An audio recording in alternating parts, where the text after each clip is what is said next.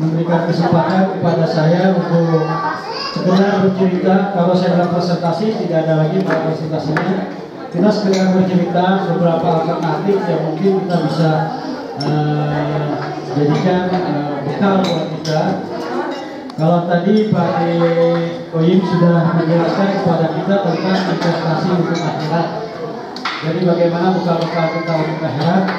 Tetapi kan kita juga tadi dibilang bahwa tuntutlah ilmu dunia seolah-olah kamu akan hidup selama-lamanya, dan belajarlah untuk akhiratmu seolah-olah kamu akan mati besok. Nah, karena kita juga perlu juga dunia, dan mari dunia akan kita dari surabaya bahwa di akhirat kita akan mencapai surga dan itu ya Pak ya kalau masalah. Sama ada lagi kan waktu lagi bima berkobong darul masyarakat walaupun nasi bakal minat dunia. Jadi juga kita juga tidak bisa lupakan bekal dan peran kita dalam dunia. Seperti tadi mungkin juga sudah disampaikan, dengan adanya teknologi segala macam, dengan adanya kesadaran kita sendiri sebagai manusia. Dulu kan kita hanya dibilang kalau untuk mengamankan masa depan kita diminta untuk nabung. Kita nabung. Tetapi kita sekarang juga udah mulai ada beberapa alternatif. Kita juga akan melakukan tentang manfaat dari nabung, terutama dari hukum itu segala macamnya.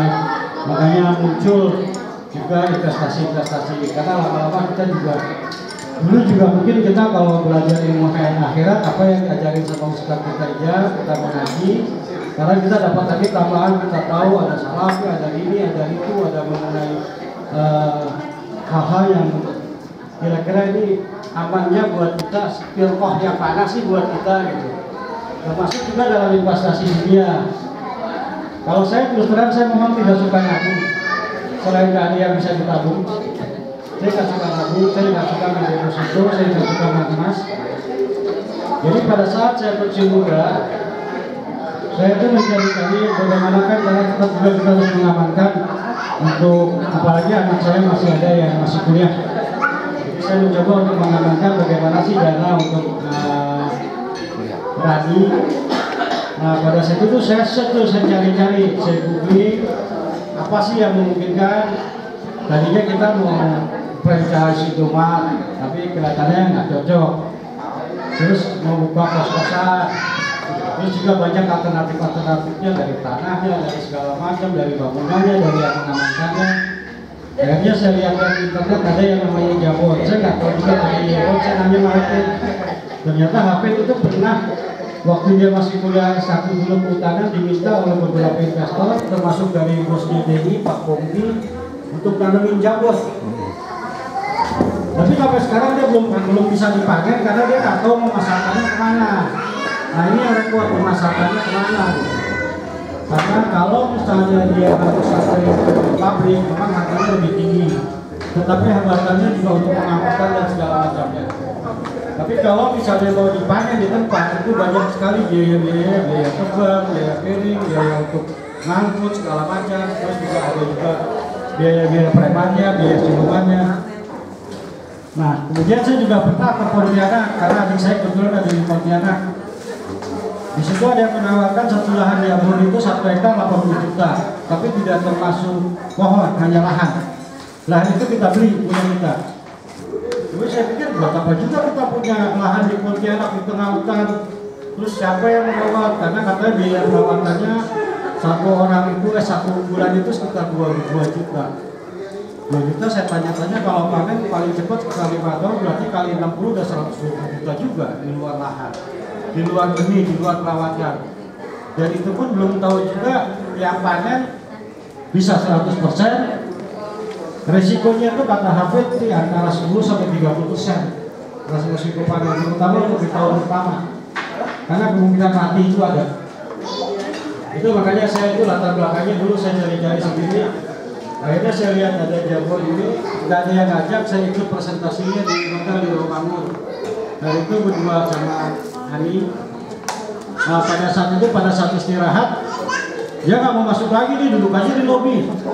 Jangan, bahaya, ini money game segala macam lah. Ya udah saya bilang kita pikirkan aja dulu kita lihat. Jadi kan kita juga ya kemana-mana nyari alternatif kan. Terus kemudian 2 minggu kemudian ada lagi presentasi di hotel di SMK 57 di Ragunan. Nah kalau di situ lebih kayak gini, lebih kayak tabel presentasi, jadi lebih enak.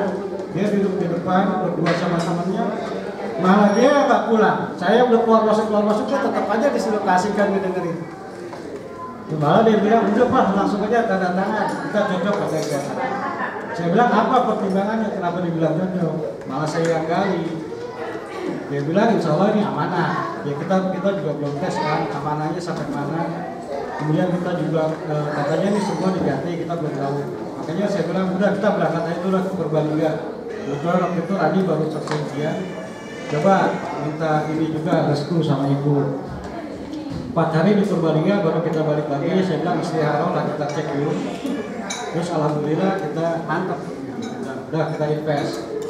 Dan kelihatannya memang insya Allah amanah karena di sini begitu saya lihat yang masuk ternyata memang ada Hamdan Zulfa mantan ketua IK, ada Hidayatul Wahid mantan ketua MPR, ada mantan rektor UGM Pak siapa namanya siapa mantan rektor UGM juga ikut.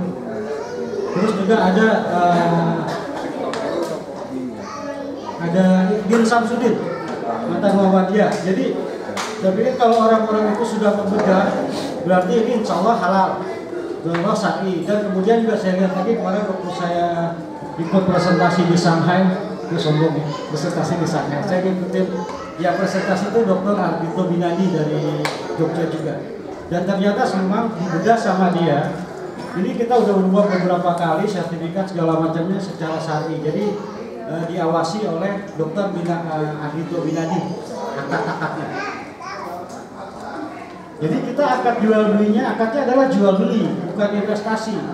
Makanya tidak ada di OJK. Dulu kan ada yang nyerang dia, yang bukan nyerang kita, nyerang perusahaan ini bahwa kok tidak terdaftar di OJK. Karena ini memang bukan lembaga investasi, bukan lembaga keuangan, bukan yang seperti dulu ada yang kayak sayur mayur, tomat segala macam yang orang invest saja. Mereka yang kelola yang di Sukabumi, mereka belikan sayurnya, terus nanti pokoknya dapat 5%, 10%. Nah itu memang lembaga investasi dan saya memang tidak suka manekin seperti itu. Saya maunya real, kita beli, jual, kita lihat pohonnya ini ada, udah ini pohon kita, dan kita tidak ditentukan panennya sekarang. Kalau kita bilang 1 juta itu asumsi pada saat 10 Januari panennya dihargai 1 pohon 1 juta. Tercantum di situ harga ditentukan pada saat panen. Dan kalau kita pelajari komoditi kayu itu harganya trennya naik. Karena itu adalah yang terpakai dan selama ini kalau kita panen kita nanam 5 tahun masuk pabrik 3 hari selesai habis. Belum lagi termasuk yang harus diekspor. Kemudian insya Allah juga perusahaan ini amanah karena dia punya pabrik sendiri untuk menampung, untuk melihat kita sendiri. Kita tahu pohonnya, kita punya pabriknya. Dia berinovasi, dia juga akan terus nanti diproduksinya terus diolah. Nanti jadi barang jadi furniture, jadi segala macam. Nah, kenapa saya masuk di situ? Itu adalah saya pikir pertama itu dari sisi aman. Kemudian kalian juga di sini mereka benar-benar mengikuti yang prinsipnya 3P. Jadi P yang pertama people itu akan untuk dalam hal ini adalah mensejahterakan petani. Jadi petani itu tidak dibeli lahannya, hanya disewa, dipakai bagi hasil. Kemudian petani itu yang merawat, petani itu yang kita bayar. Jadi dia tidak kehilangan lahan. Dan itu tadinya petani-petani tidak punya rekening bank segala macam. Sekarang sudah dikuatkan semua. Dan itu sampai ke level bupati dan sampai ke BKPM. Jadi satu tanah itu ada terdaftar di BKPM, di Badan Koordinasi Penanaman Modal. Itu real ada. Dan kemudian yang kedua adalah planet. Jadi ini adalah tanah untuk bumi. Daunnya jambon itu bagus, lebar-lebar, itu sangat memberikan oksigen buat udara, buat gunung, buat bunga. Terus yang ketiga adalah profit. Ini adalah aman buat yang untuk yang beli. Kemarin saya berhitungan sama Apit antara menanam jambon sendiri dengan menaruh di IGS. Tadi saya coba tunjukin ke Mas Pipin. Jadi kalau kita beli sendiri, itu adalah pertama kita, kalaupun kita sewa lahan sekarang sekitar 500.000 sebulan sehektar. Berarti kalau misalnya kita sampai 10 tahun itu dikali 120 bulan ada 60 juta untuk sewa lahan. Belum untuk perawatan, untuk benih, untuk petaninya aja sekitar 2 juta untuk perawat sebulan. Jadi kalau kali 120 bulan udah 240 juta. Udah 300, sudah segala macam, kemudian untuk juga resiko-resikonya modalnya sekitar 400 juta. Harga jualnya kalau kita punya sendiri itu tadi hambatannya. 1 meter kubik itu tidak satu pohon. 1 meter kubik itu bisa 2 pohon tergantung dari lingkarnya pohon, diameternya sama tingginya. Nah menurut Hafid asumsinya itu 2 pohon 1 meter kubik. Berapa 1 meter kubik? 1.200.000. Berarti 1 pohon 600 kalau kita punya 800 pohon 480 juta. Kalau modal kita udah sekitar 400 jutaan, berarti kita cuma dapat sekitar 80 juta. Saya bandingkan dengan yang ini. Kalau yang ini kita punya dari segi 1 hektar itu modalnya 242 juta. 240 juta kita masih dikasih cashback 30 jutaan. Jadi kita modal kita sekitar 210 juta. Sudah kita taruh seterusnya yang rawat semua. Kalau misalnya kita nanamnya 800, kita akan panen 800. Karena disiapkan pohon cadangan untuk mengganti pohon-pohon yang rusak. Itu ada di akadnya. Jadi kalau kita beli 10, kita akan panen 10. Kalau kita beli 100, kita akan panen untuk 100. Nah saya hitung kalau kita tetap ada 1 juta, di dalam 10 tahun insya Allah kita dapat sekitar 957 juta. Jadi kita punya modal 240. Jadi dalam 10 tahun kita udah dapat insya Allah. Itu dengan asumsi harga tetap 1 juta seperti 10 Januari kemarin. Andaikan 5 tahun lagi harga naik dari 1.200.000, 10 tahun lagi naik dari 1.500.000, ya insya Allah dari 200 sekarang kita bisa dalam 10 tahun dapat 1 M. Tadi saya bicara sama Mas Pipin, kita beli apartemen. Kalau apartemen satunya 300 juta, disewakan berapa? Katanya yang aman disewakan per bulan. Kalau disewakan per bulan, 1 bulan berapa? 3 juta. Berarti 1 tahun kita 36. Atau anggap 10 tahun kali 120, 3 juta kali 360, ya 120 bulan, berarti baru dapat 360 juta dengan modal 300 juta. Dengan kita beli apartemen 300 juta, kita sewakan selama 10 tahun itu 360 juta. Taruhlah ada kenaikan tiap bulan, setiap tahun kenaikan harga sewa apartemen. Berarti kita bisa dapat sekitar 500 juta dari modal 300 juta. Bandingkan dengan tadi kita modal 210 juta, kita bisa dapat 900. Terus katanya kan ada cash flow tiap bulan 3 juta. Ini pun insya Allah bisa. Insya Allah bisanya kenapa kita dapat cash flow? Contohnya seperti saya dan pribadi, seperti juga kalau yang lainnya. Kalau kita mengkampanyekan, karena dia tidak ada salesnya, kita dapat antara 7-10%. Jadi kalau saya sekarang jual sama Pak Hantu yang 210 juta, insya Allah saya dapat 14-15 juta. Kan udah lebih dari harga sewa apartemen 5 bulan. Kalau 1 tahun saya jual 3 hektar aja, 3 hektar kali 15 juta berarti udah 45 juta. Udah sama, udah lebih dari saya punya apartemen. Dan itu halal nggak? Ya insya Allah halal, karena memang itu hak kita, bonus kita, komisi kita. Karena kan kita memang membantu memasarkan, karena dia tidak punya tenaga pemasaran. Tapi dalam hal ini, saya ini posisinya sama Bapak Ibu semua, adalah nantinya sebagai pemilik pohon, bukan mewakili perusahaan. Kita tidak mewakili perusahaan, saya tidak mewakili perusahaan. Saya hanya mengajak kepada saudara-saudara di sini, ayo sama-sama, karena saya lihat ada peluang yang bagus. Dan ini ada sertifikatnya, ini ada teman saya Satriaji Puja Sasuli, ini konsulat di Hong Kong. Dia beli 1/4 hektar, hanya cuma bilang sama saya, lu udah ikut Jul, lu udah baca, udah ikut. Itu aja jadi, karena dianggap saya udah baca, udah pelajari, dia ikut. Ini punya Gunung Rasana 1/2 hektar. Jadi memang ada sertifikatnya jelas, dan ada juga titik-titik koordinat pohonnya. Jadi kita tahu pohon kita itu ada di mana, segala macam. Ini ada titik-titik koordinatnya. Nah, sertifikatnya jelas, notaris. Ini ada notariatnya, ini ada titik-titiknya.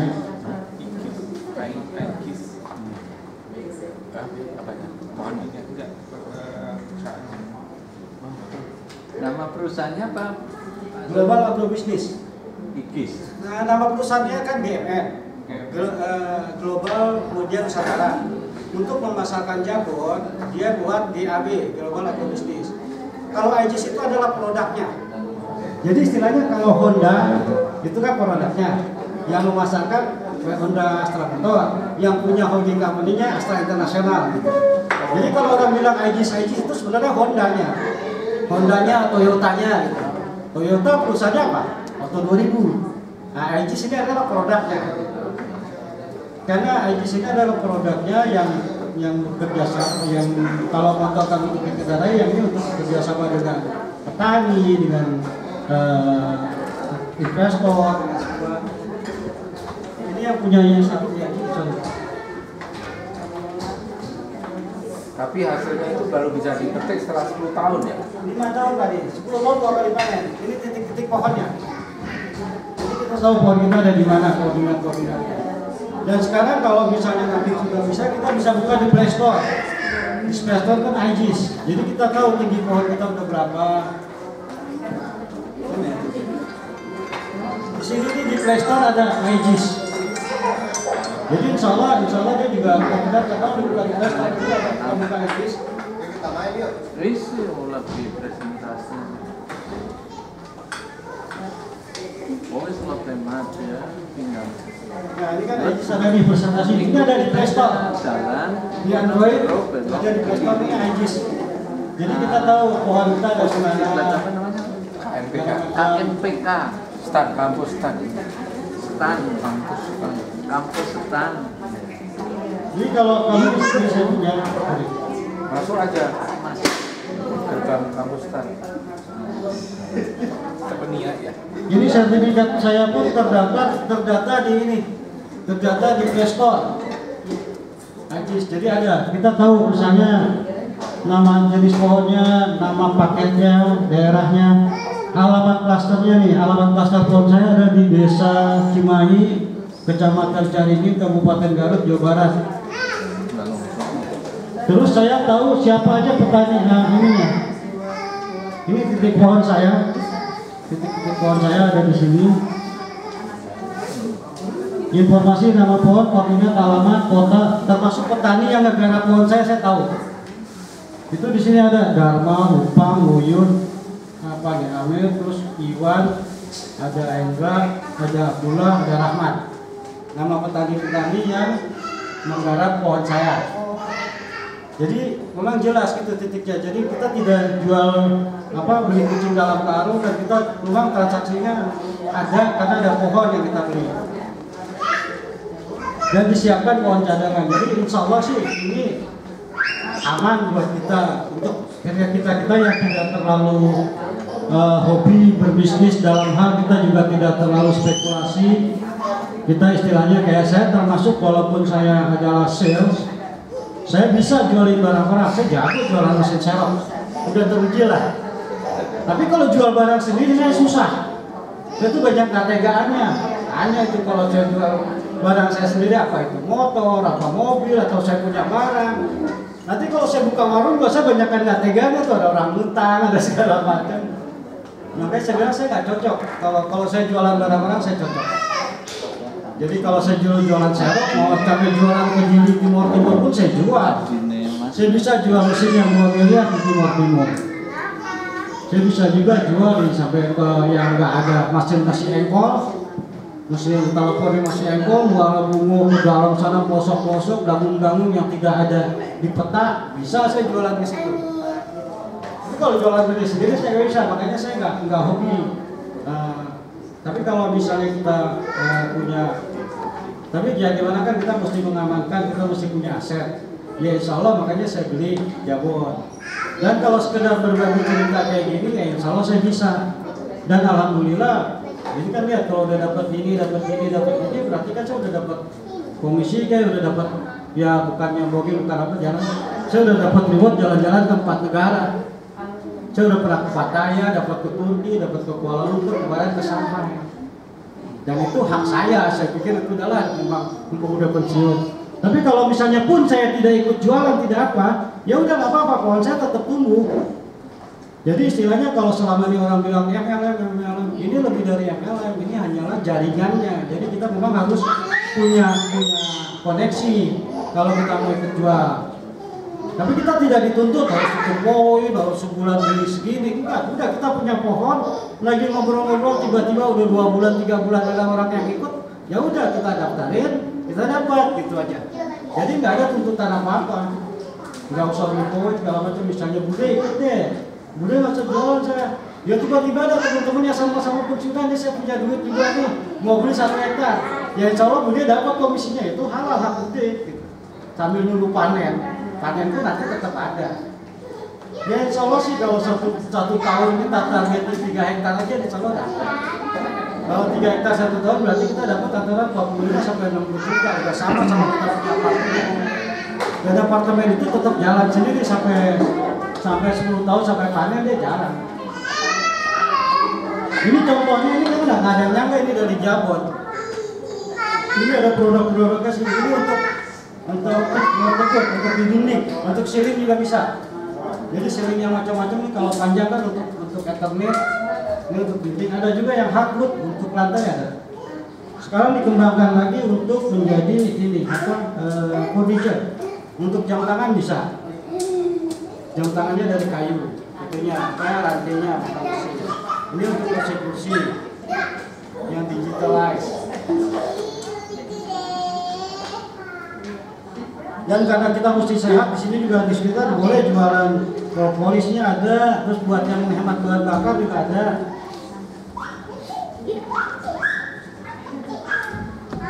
Ada juga yang green teleskop juga ada. Nah kita juga bisa juga jualan green power untuk dicampur ke mesin bensin atau solar. Jadi istilahnya ini tidak dituntut untuk jualan. Kalau kita jualan kita dapat komisi gitu aja. Kalau jualan produk ini kalau nggak salah komisinya sekitar 15%. Kalau tapi kita enggak, kalau dia mau beli aja belum kita beli ya nggak apa-apa gitu. Kita nggak dituntut untuk jualan. Kalau kita mau jualan boleh. Banyak produk-produknya sekarang. Kalau kita mau nunggu panen aja ya silakan. Mau misalnya udahlah saya mau beli apartemen udah mau disewain apa enggak terserah, nanti 5 tahun lagi 10 tahun lagi kita bisa panen ya insya Allah. Itu aja. Jadi itu aja sebenarnya yang saya mau share. Di sini nggak usah takut misalnya Anda ada yang saya nggak punya di 240 juta.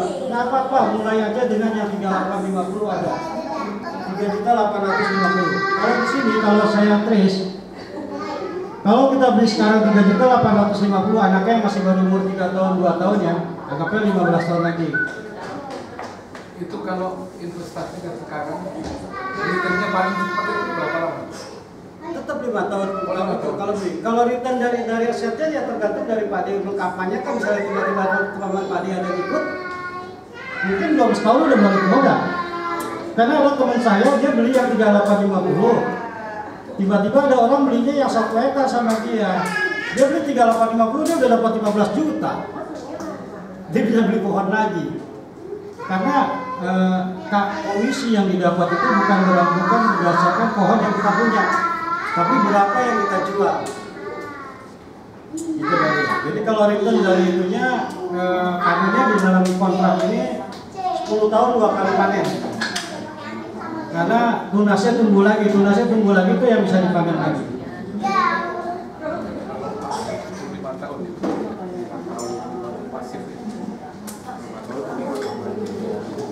Ini saya kasih gambaran yang 3.850 ya.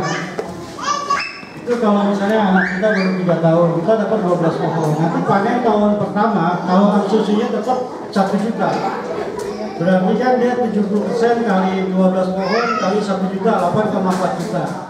Terus kita belikan pohon lagi. Ini karena kita mau udah buat nabungin buat anak kan. Pastinya kita beli masa depan dengan harga sekarang. Nanti pada tahun ke-10 dari pohon yang awal tadi panen berikutnya kita dapat lagi 18,9 karena 6 jutaan karena kita dapat lagi panen kedua kan yang 20%. Terus dari panen yang ini kita dapat sekitar 18,9. Totalnya kita dapat 24,9 dalam 10 tahun. Nanti kita belikan pohon lagi, dapat 123 pohon. Di tahun ke-15 kita udah punya duit totalnya 99,5 juta.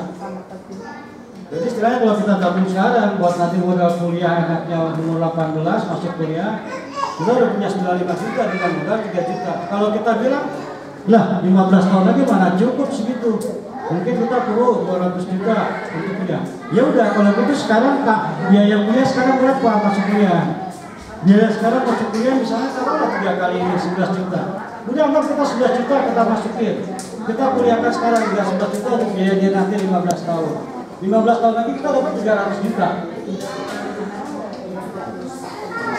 Kalau 5 tahun 5 tahun kan tadi dari 11 juta. Dari yang 3850 itu dalam 5 tahun itu baru 25 juta kan baru. Tapi kalau belikan pohon lagi, istilahnya kita diamkan. Kalau yang saya cari yang kemarin saya beli, saya itu dikasih ilustrasinya seperti ini. Saya beli 242 juta. Ini pun masih dapat cashback 30 juta, berarti 210. Nanti tahun kelima, 5 tahun pada saat panen itu dapat sekitar 70 kali 756 pohon kali 1 juta, 525 juta. Dengan 525 juta, yang ini udah saya ambil nih. Yang modal kemarin beli 222 juta, saya belikan mobil lagi saya isi 250. Sisanya saya belikan pohon lagi. Jadi istilahnya modalnya udah saya ambil dulu di tahun kelima. Di tahun ke-10 saya masih punya dapat duit itu sekitar 1,4 M. Dari pohon yang saya beli di tahun kelima, dengan panen yang pertama tadi, itu di total udah 1,4. Padahal di tahun kelima udah saya ambil semua 240 juta. Di tahun ke-10 saya masih punya duit 1,4. Andaikan saya belikan pohon lagi semua, di tahun ke-15 saya punya 1,9 juta. Itu dengan asumsi udah kita ambil. Di tahun kelima pada saat panen udah diambil kalau Pada saat panen kita ngambil modal kita. ya. Tapi hasil dari panennya diberikan lagi gitu. Ini. Tadi saya ngomongin ini.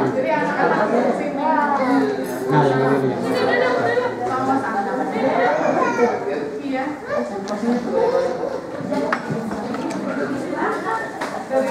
Jadi kalau kita baru punya umur 2 tahun, 3 tahun, udah kita cek aja, kita amankan. Kalau saya menyebutnya bukan investasi, kita beli masa depan bukan harga sekarang, itu aja. Calon anak.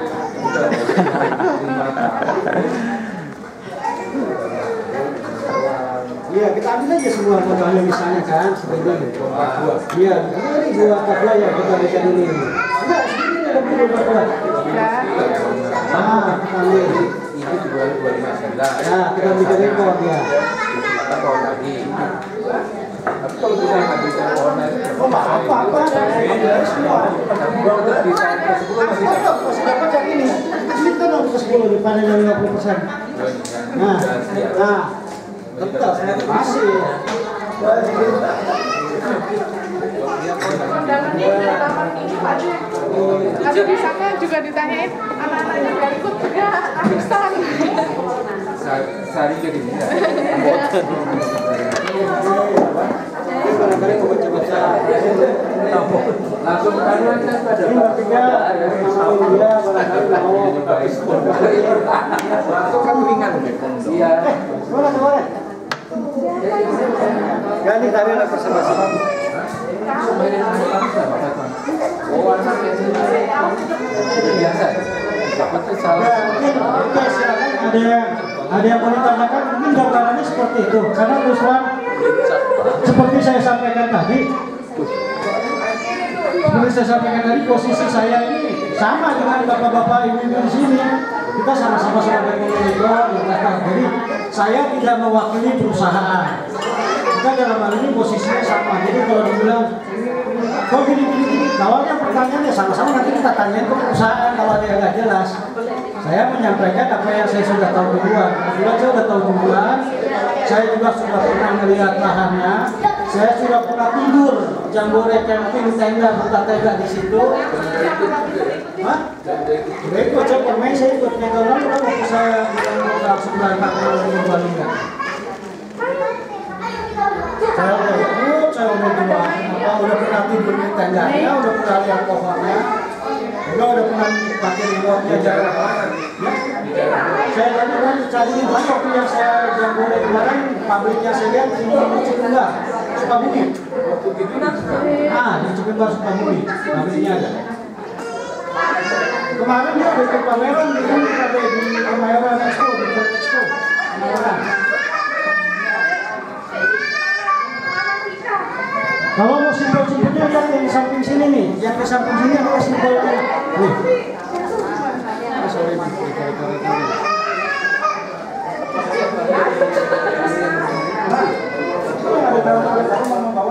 Bintaro Mansion. Mansion ini Bintaro Mansion. Mansion masih.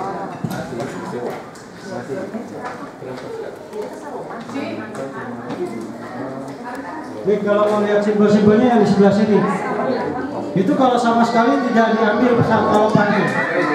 Kalau panen tidak diambil ya, dari 3850 dalam 25 tahun itu jadi 2,7 M. Ini kalau sama sekali nggak diambil. Ini kalau sama sekali nggak diambil dari 1 hektar sampai kan coba pada saya. Ini 1 hektar. Nah, dalam 15 tahun, 15 berapa? 30 tahun. Enggak, duitnya udah 13,7 M. Dari modal 242 kan. Jadi kalau digulung terus, panen belikan pohon, panen belikan pohon. Kalau misalnya kita niatkan nggak diambil ya? Nggak diambil, misalnya ini 3 kali ya? 3 kali panen? Kali 3 ya? Kira-kira ya? Iya. 350-an ya? Iya, tapi itu jadi udah sampai 3,7 M. Kita belikan pohon lagi. Jadi saya sih cuma sama ini ya, ayo kita sama-sama punya masa depan yang sekarang. Jadi kalau kita misalnya 5 tahun mau ngambil, Silakan. tapi kalau ngambil pokoknya aja boleh. Boleh. Jadi ya bukan pohon. Nah, mau sebagian kita ambil kayak gitu. Jadi jedanya 5 tahun ya? Iya. Itu adalah ilustrasi. Jadi kalau kita mau ambil semua pada panen ya boleh. Tapi kalau memang kita niatkan misalnya ini buat anak saya nanti pas dia masuk kuliah atau dia buat kita atau buat modal dia nanti, misalnya karena saya sekarang paling itu udah 19. Kalau 15 tahun, ya pokoknya buat modal dia nanti 36 kita juga nggak tahu kita sanggup kan 15 tahun lagi masih ada kan kita gitu. Paling tidak kan itu juga meninggalkan, lebih baik kita meninggalkan bintang kan daripada meninggalkan hutang kan. Jadi misalnya 15 tahun lagi udah diniatin buat tani, ya udah kita meninggalkan aset buat dia daripada kita meninggalkan hutang yang dengan ini ya nanti kamu pada saat panen kamu ini bisa diwariskan tadi. Ini bisa diwariskan di formnya jelas ahli warisnya terjamin siapa. Oh, terus komunikasinya kemana udah ketahuan? Udah. Jadi ini ada contoh, mungkin Mak, bisa kasih contoh nggak Bu Yati yang istrinya Pak Yana yang diwariskan? Pada saat diwariskan dia udah punya 3 ruko, kan?